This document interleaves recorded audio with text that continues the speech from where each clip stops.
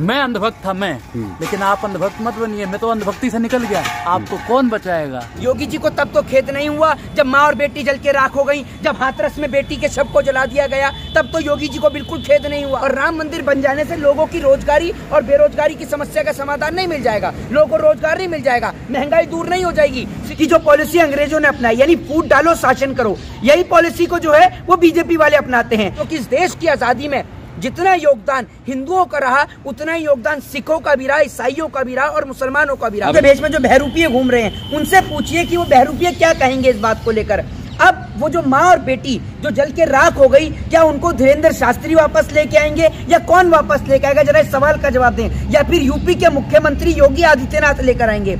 आप चाहे बाद में डीएम को सस्पेंड करें, चाहे एसडीएम को सस्पेंड करें, चाहे पूरे अधिकारियों को सस्पेंड कर दें, वो मायने नहीं रखता है। लेकिन मायने ये रखता है कि क्या उनके सस्पेंड करने से वो माँ और बेटी वापस आ पाएंगे?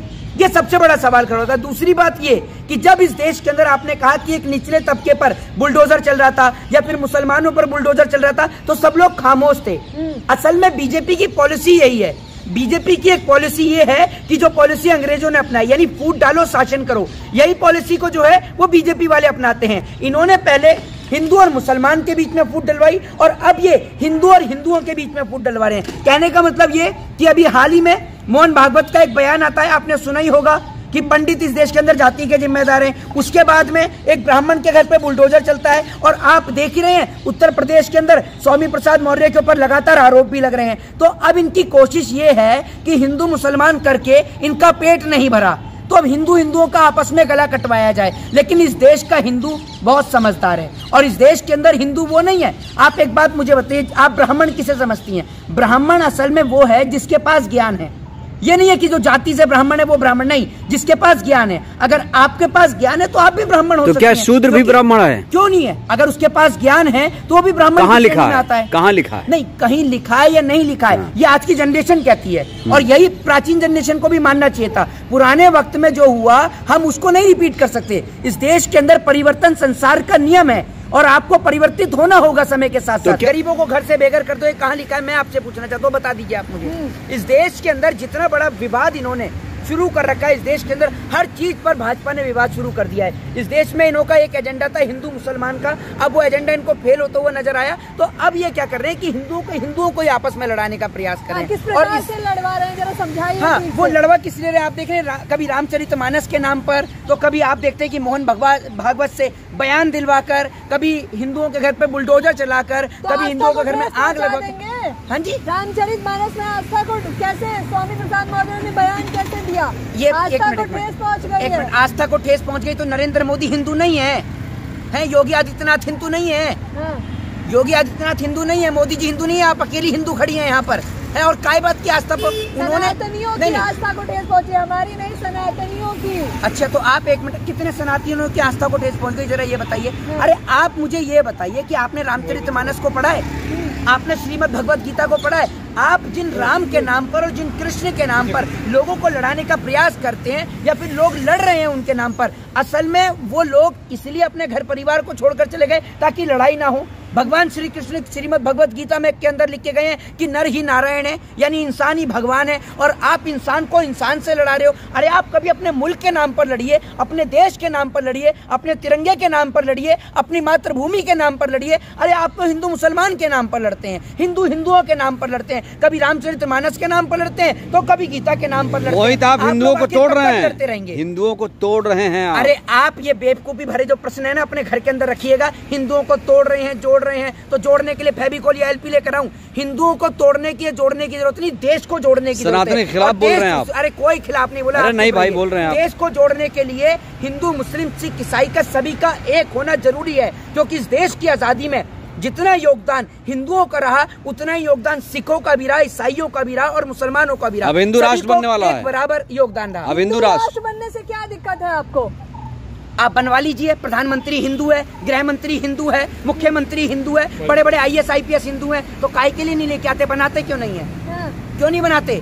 आपसे पूछ के बनाएंगे। 24 तक राम मंदिर का निर्माण हो जाएगा, फिर देखिए विचारधारा चल पड़ी है हिंदू राष्ट्र की। कोई नहीं है मोदी के सामने। क्या कहते हैं? मेरी बात सुनिए, 24 तक राम मंदिर में बीजेपी बना रही है राम मंदिर, मोदी जी ईंट लेके सर पे चढ़ रहे हैं क्या है, और योगी जी कट्टे पे सीमेंट लेके चढ़ रहे हैं? बताइए ना आप मुझे। भाजपा बना रही है राम मंदिर का फैसला कोर्ट से आया है, और राम मंदिर बन जाने से लोगों की रोजगारी और बेरोजगारी की समस्या का समाधान नहीं मिल जाएगा, लोगों को रोजगार नहीं मिल जाएगा, महंगाई दूर नहीं हो जाएगी, शिक्षा लोगों को मिलनी शुरू नहीं हो जाएगी, अस्पताल मिलने शुरू नहीं हो जाएंगे। तो शिक्षा, स्वास्थ्य, बेरोजगारी और महंगाई पर चर्चा करिए। सच्चे सनातनी नहीं है मोहित आप, मत करिए।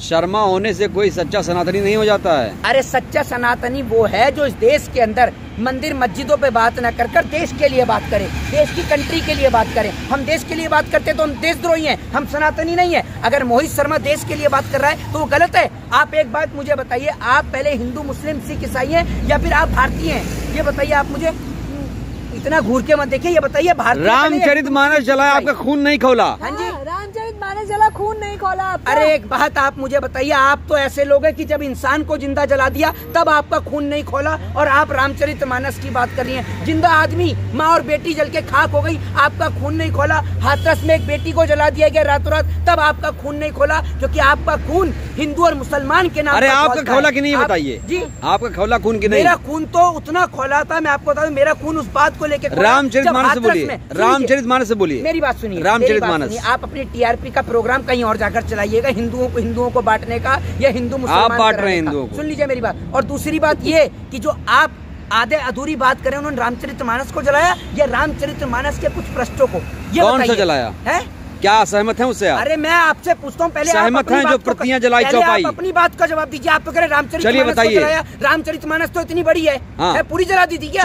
चौपाइयां जलाई, तो आपने ये पहले दिक्कत है ना उसमें? दिक्कत है कि नहीं बोला आपने? दिक्कत है कि नहीं उसमें? इसमें अगर एक बात आप मुझे बताइए, ये अगर कोई लिख देता है कि दिस इज माई बुक, यह मेरी किताब है, और अगर उसकी जगह यह लिख दिया जाता है कि दिस इज क्या कहते हैं अवर बुक, जबकि सेंटेंस है कि यह मेरी किताब है, तो अगर उसमें से आप अवर को हटाकर इस लगा देते तो गलत क्या हुआ? धार्मिक ग्रंथ है कि नहीं? धार्मिक ग्रंथ। अरे योगी जी को अगर खेद है, योगी जी को दिखता है कितना खेद है। योगी जी को तब तो खेद नहीं हुआ जब माँ और बेटी जल के राख हो गई, जब हाथरस में बेटी के शव को जला दिया गया, तब तो योगी जी को बिल्कुल खेद नहीं हुआ, तब तो योगी जी बिजी थे, कह दीजिए, है ना? दूध का दूध, पानी का पानी हो जाएगा, जांच होने दीजिए। अरे दूध का दूध, पानी का पानी क्या? अगर आप जांच करा लीजिए, जांच कराने से वो माँ और बेटी जिंदा हो जाएंगी क्या? अगर उस झोपड़ी के अंदर किसी नेता की बेटी होती ना, और किसी नेता की माँ होती, तो अब तक तो देश के अंदर दंगे फसाद हो गए। वो बात पुरानी है। सुनिए मेरी बात, एक सवाल लीजिए, सुनिए। आपके लिए तो बिल्कुल आपके लिए पुरानी हो सकती है सर। सुनिए मेरी बात, मेरी बात सुनिए। अब देश हिंदू राष्ट्र बनेगा, और सुनिए मेरी बात, क्योंकि आपको हिंदू मुस्लिम तरह सुनिए, आप सवालों को टालिए मत। मैं ये कह रहा हूँ, रामचरितमानस को क्या आप धार्मिक ग्रंथ नहीं मानते हैं? आपका दिमाग मुझे लगता है मानसिक संतुलन कुछ मानते हैं कि नहीं? आप ऐसा कहा है क्या? मानते हैं कि नहीं? बोलिए। क्यों नहीं मानते? हर एक व्यक्ति मानता है। धार्मिक ग्रंथ है वो क्या? वही धार्मिक ग्रंथ के रामचरितमानस जो है लोग पढ़ते हैं, जिनकी आस्था है वो लोग पढ़ते हैं। अगर धार्मिक ग्रंथ है कि नहीं? पढ़ते नहीं पूछ रहा हूँ, मेरी बात सुनिए। धार्मिक ग्रंथ है कि नहीं? आपसे पूछता हूँ, मेरी बात सुनिए। अरे मेरे भाई सिंपल बोलिए, आप मेरे सवाल का जवाब दीजिए ना। मैं आपसे पूछ रहा हूँ, भगवत गीता धार्मिक ग्रंथ है? मैं आपसे बिल्कुल है। हाँ। रामचरितमानस है? आप बताइए ना, ये मेरा सवाल है, पहले मेरे से बताइए। रामचरितमानस लोग वाल्मीकि जी की भी पढ़ते हैं, तुलसीदास जी की भी पढ़ते हैं। तुलसीदास जी की पूछ रहा हूँ मैं आपसे कह रहा हूँ, जिस पर विवाद है या नहीं है?